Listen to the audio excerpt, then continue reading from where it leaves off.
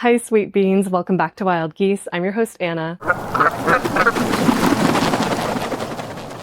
If you're watching this on video, you might notice that I've got a little bit of a different background today. Usually I record in my bedroom, but today we're out in the living room. Not that it really matters all that much, but I don't love how dark and gray it feels in there. I really want to paint the wall yellow and change some things around.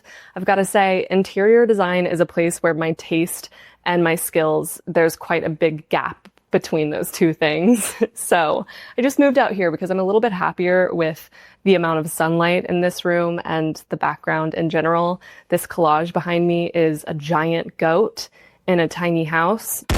But anyway, I guess I should get to the point of this video. Today, I want to talk about how being yourself is an active choice. I know that being yourself can trigger, just the phrase being yourself sounds so dumb and flattened and yeah, okay, great, be yourself.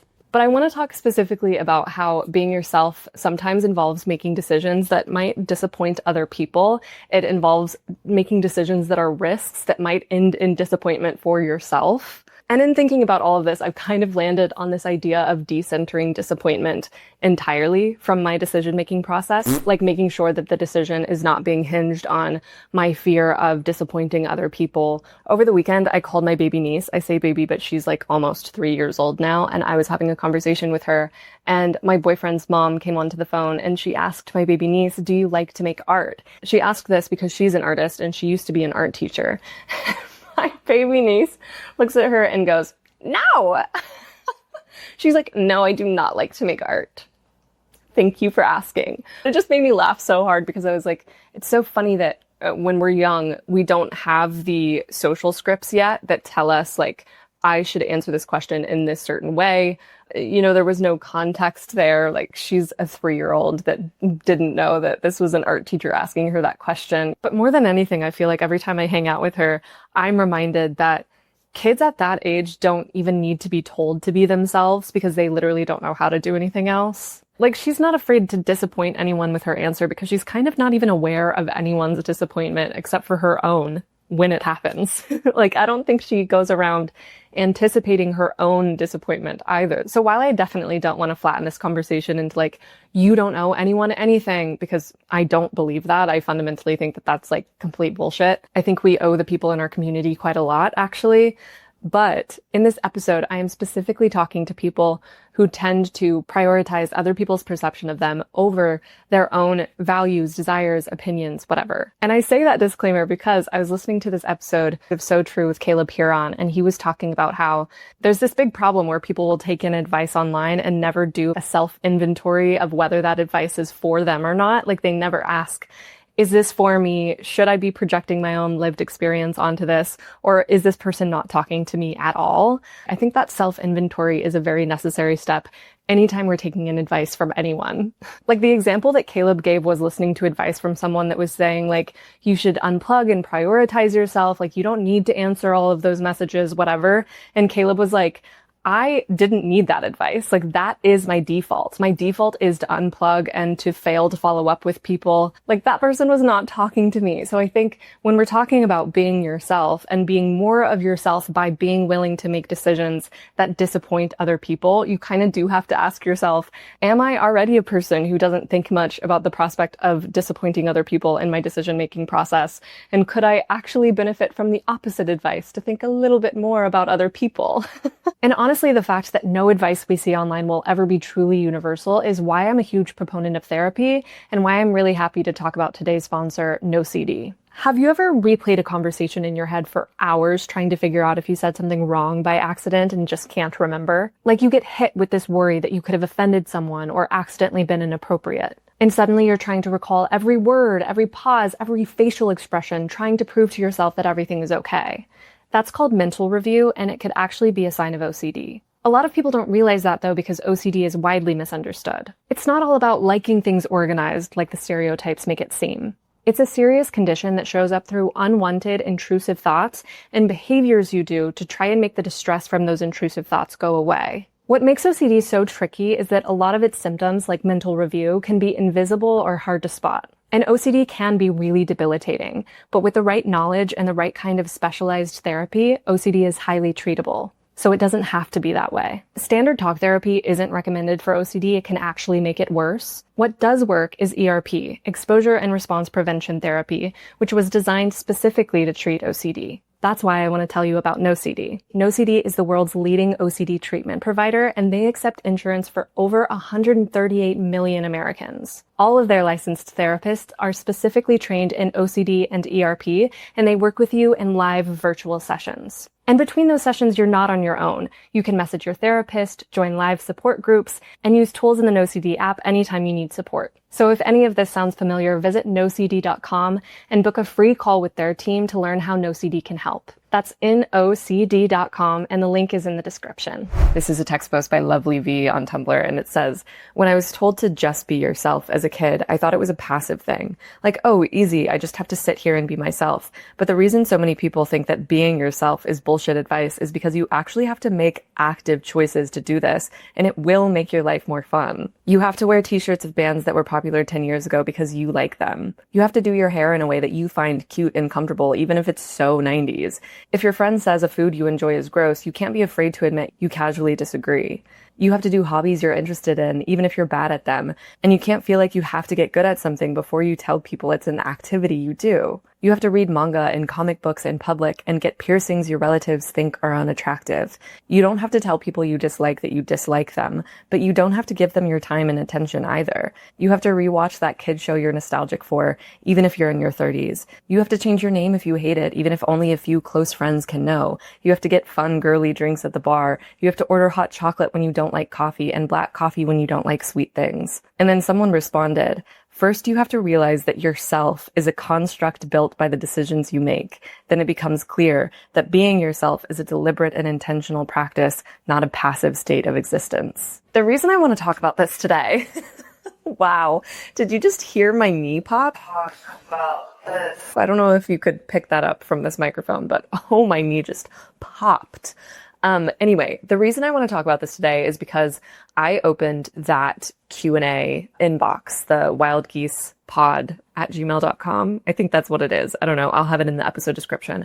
I opened that up and I've been getting questions from people, and I've been kind of struck by how much advice people are asking that kind of boils down to, how do I make the decision that I want to make without disappointing this person, without disappointing my parents, without disappointing my boyfriend, without disappointing whoever. And I kind of hate to report that my answer to that question is that you can't. You can't make the decisions that are right for you and fail to disappoint anyone in your life. Disappointment is just an inevitable byproduct of making decisions. Whether they're the right decision for you or not, someone's gonna be upset. Obviously not all the time, but it just is literally impossible to please everyone. And I feel like this is a necessary part of the advice to be yourself that needs to be addressed, because when people say be yourself, obviously that's like such a platitude. But when we really break down what it means to be yourself, it's not like you just wake up one day and you are yourself, totally realize, oh, now you've done enough introspection to be exactly who you are. That's not how it works. It's every second of every day there. Well, okay, not to make it sound stressful, maybe not every second, but there are so many moments throughout every single day where you have the decision to act in alignment with your likes and your dislikes, your values, your beliefs, or to go against them and kind of betray yourself a little bit. It can be as simple as someone looking at the food on your plate and saying, "Yuck, I would never want to eat that." And you saying, "Well, you don't have to." I like it though. Being yourself happens in tiny moments like that, but it also happens when you decide to go get a tattoo on your arm, even though there are older people in your family who think that it's unladylike to have tattoos on your arm.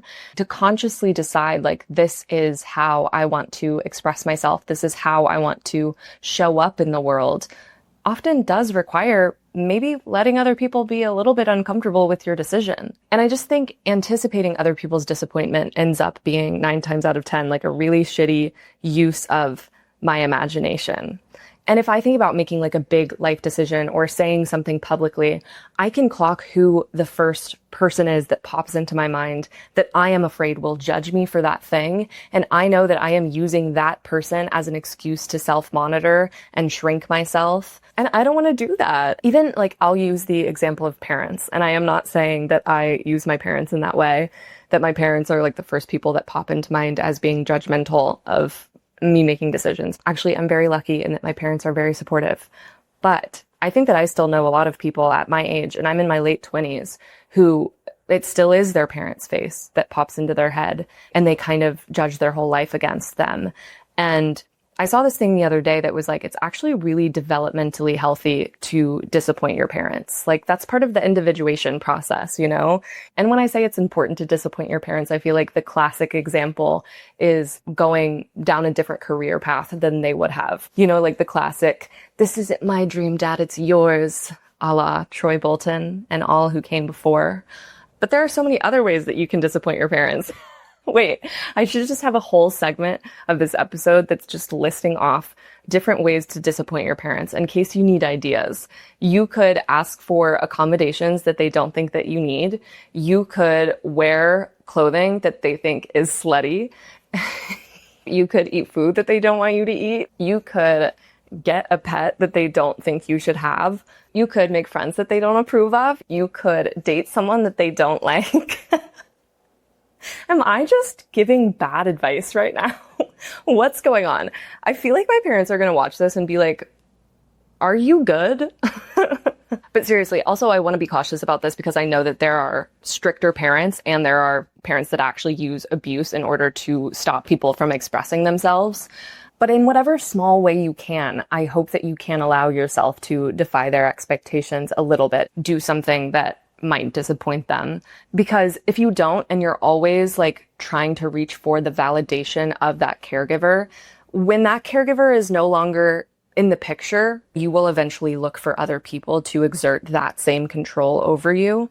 And there are plenty of people. There are so many people in this world who would love to exert that control over you, who want to project their own tastes and values and opinions onto you. In the surface area of decisions that they will try to make for you or try to exert power over your ability to make are not like little frivolous things like, what am I going to wear today? What movie are we going to watch? It's like way more serious decisions can be touched by this too. Like, what am I going to eat and when? Am I going to feel comfortable asking for help when I need it? Am I going to take the risks that I need to take in order to get to the place that I want to go? So this is where I think it becomes really important to insist on yourself. And insisting on yourself means creating your own metrics to grade your life against, and then not allowing other people to define what those metrics are for you. A metric that I am comfortable grading my decisions against is whether or not my decisions cause harm to the people that I love. But I won't be grading my decisions based on whether or not someone was disappointed in me, because to be honest, disappointment is not the same thing as harm. And I think that disappointment is just a normal part of life that we're all going to have to come up against. It's a friction that is uncomfortable that sometimes we have to sit in. And actually, when we look at the etymology of the word, it comes from the mid-15th century, the old French word disappointer, which means undo the appointment, remove from office. So you appointed someone and then you're disappointing them. Obviously, that has changed over time, and the modern sense of the word means to frustrate the expectations or desires of someone. But, and this is something that my boyfriend said months ago, so all credit to him, it's interesting to think about disappoint from the old etymology of removing someone from office. Like when you disappoint someone, you literally disappoint them. Like they were holding some sort of office in your life. They were on some sort of pedestal in your life. And you're saying, no, you don't have that power over me. Like I am disappointing you from that position. You're fired, basically.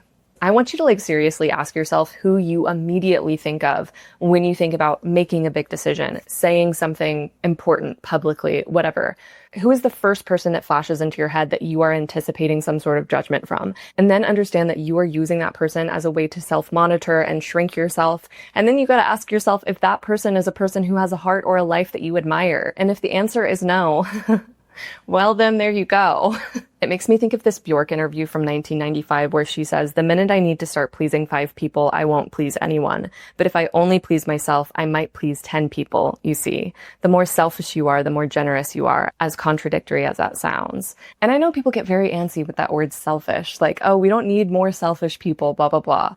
And I feel like those readings are like purposefully obtuse because this is very obviously not about extracting resources from the community, failing to contribute, only thinking about yourself, whatever. It's more to say just like sometimes going with the flow means you end up in the gutter. Like we might live in a very individualistic culture, but it's still a culture that ultimately incentivizes conformity.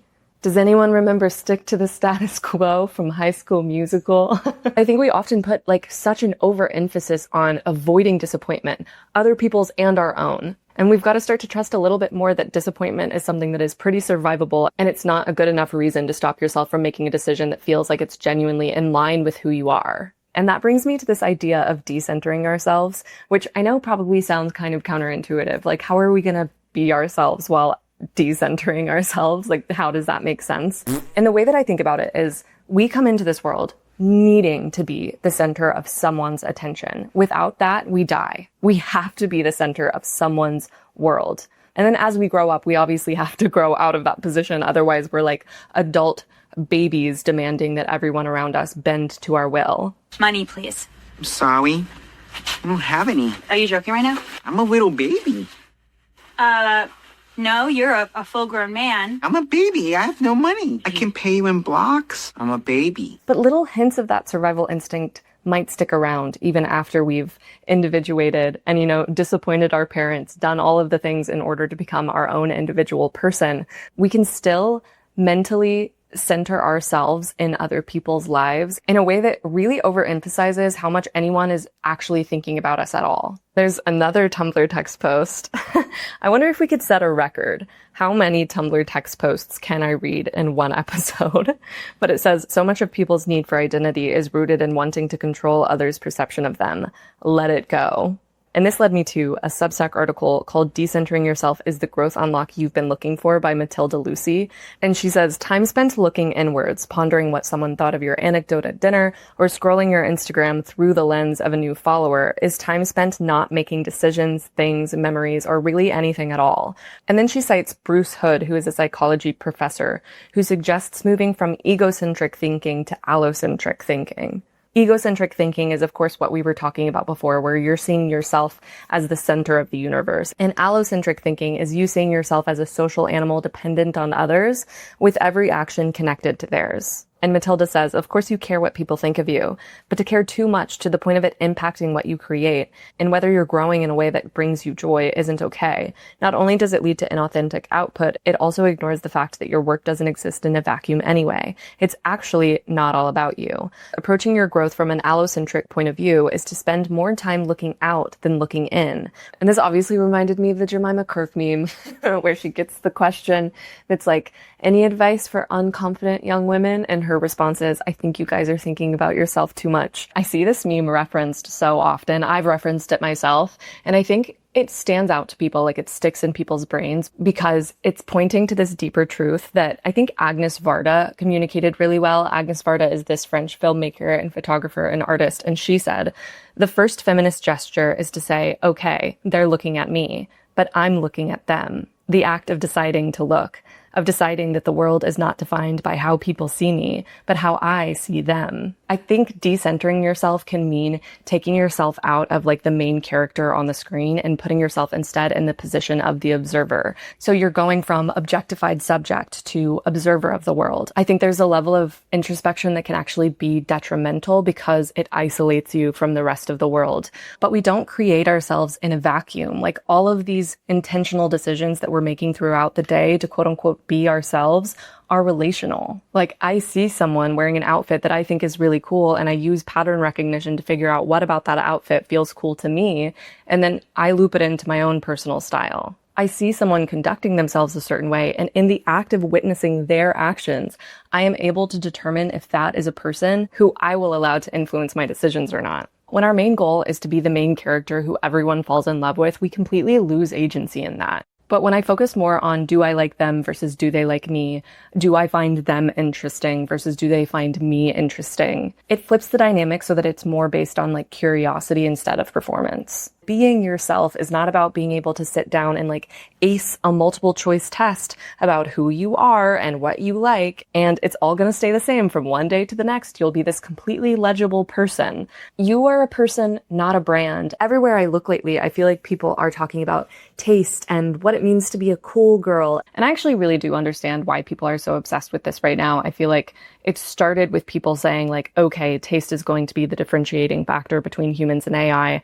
And unfortunately, that was a very easy message for generative AI companies to co-opt. And they saw that as an opportunity to make taste building part of their branding campaign, to say like, actually, we've got the ultimate keys to taste.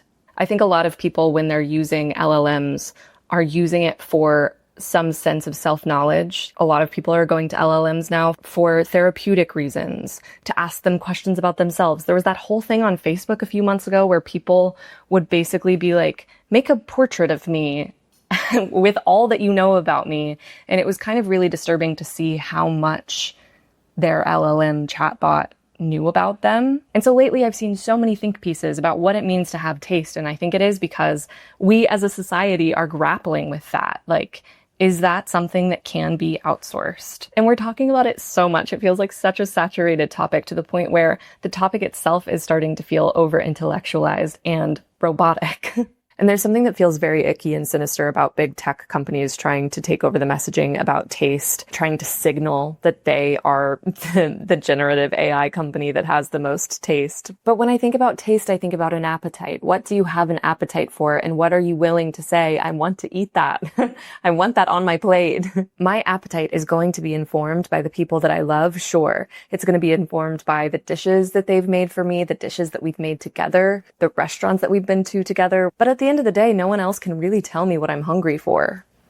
Unless it's potatoes. And I will definitely be hungry for potatoes. Okay, I'm dropping that metaphor now. I'm having a hard time taking this seriously today, and I don't know why.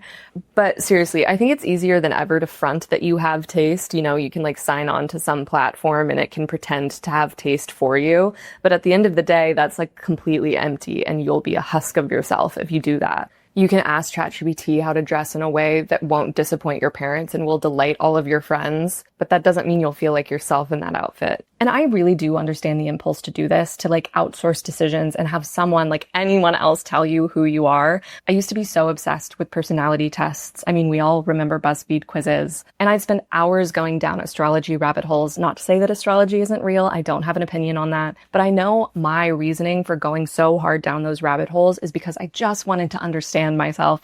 I just wanted someone to mirror back to me who I am and tell me who I am. And I've been the girl Googling like how to be a cool girl and looking at those like Tiger Beat magazines that would give you like, I don't know if it was Tiger Beat or another one of those magazines, but they would give you like templates for the right outfit to fit into whatever aesthetic. But then I always felt kind of strange and alienated for myself when I would actually wear those outfits. I ultimately felt more comfortable wearing like frilly socks and floral shoes that I like actually got laughed at walking down the hall wearing. And honestly, remembering things like that, I don't get too worked up over it because it's like, if I decenter myself in that memory a little bit, those people got a little chuckle, and there's no way in hell that they still remember that moment of seeing my shoes and laughing at them. There's this Substack essay called Growing Up is Becoming Who You Were at 12, except this time you like her, from the Side Quest newsletter. And I recommend going to read the whole thing because it's a really fun read. But she gives some journal prompts to help you reflect on who you were at the age of 12 and kind of remember aspects of yourself that have been slowly conditioned out of your personality. So number 1, what did you believe about the world before you learned to manage your expectations? Number 2, what did you love before you felt embarrassed? Number 3, what did you dislike before you talked yourself into liking it?